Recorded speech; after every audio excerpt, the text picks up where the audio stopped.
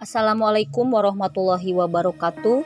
Saya Leni Yuliani SPD CGP 2 Kabupaten Bandung akan menerangkan mengenai aksi nyata modul 11 pemikiran filosofi Ki Hajar Dewantara di kelas dan sekolah. Pendidikan merupakan hal yang harus memadukan antara kodrat alam dan kodrat zaman.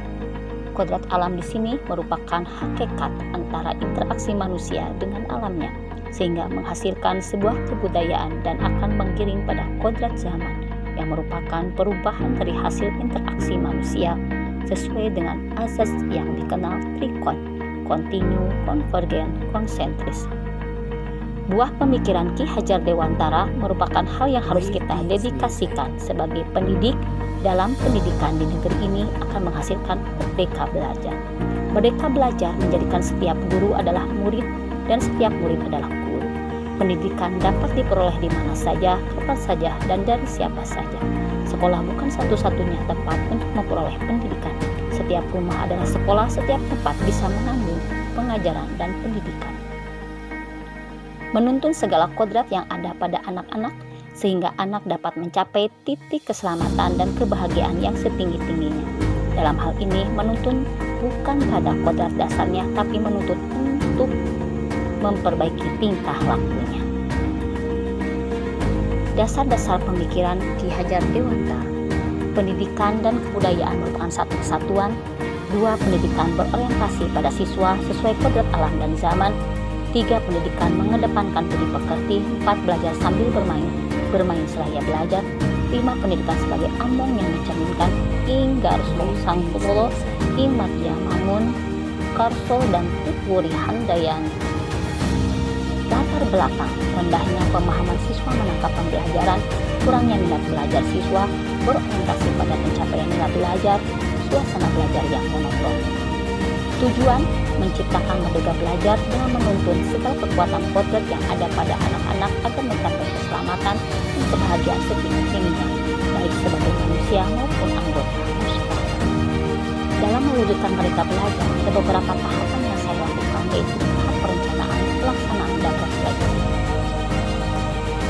Tahap perencanaan melakukan koordinasi dan sosialisasi dengan kepala sekolah dan rekan sejawat untuk melaksanakan pembelajaran.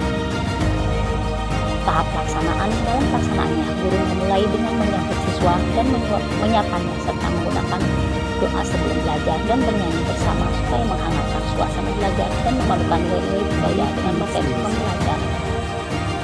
Rencana pelaksana pembelajaran harian atau RPPH.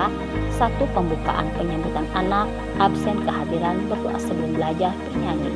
Kegiatan inti bahasa menerangkan tema tanaman, seni kolase bahan alam dari daun, kognitif berhitung dari 1 sampai 10 berhitung daun, fisik motorik menempel daun pakai double tick. Penutup, evaluasi kegiatan harian, recalling menyebutkan kembali kegiatan seharian, bernyanyi atau tepuk berdoa sebelum pulang.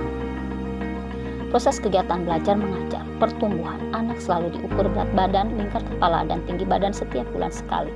Sikap spiritual, anak belajar doa sebelum belajar dan doa-doa harian dan surat pendek Al-Quran kebiasaan sehari-hari. Sikap sosial, anak dilihat apakah mau bermain dengan teman atau mau menutup diri, kita lihat sehari-hari dalam bermain bersama temannya. Pengetahuan, anak mengenal nilai agama dan emosional, bahasa kognitif, fisik, motorik, seni.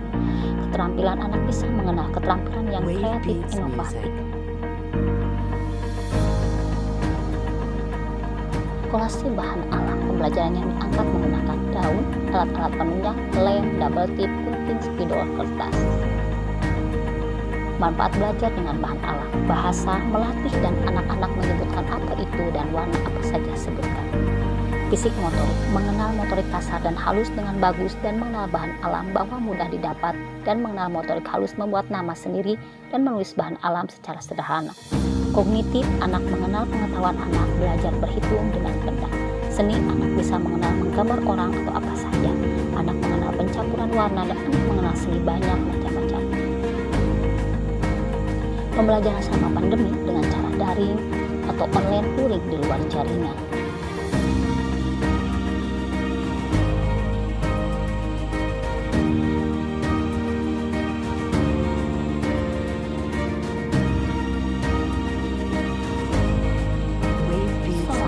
bahagia. Terima kasih. Assalamualaikum warahmatullahi wabarakatuh.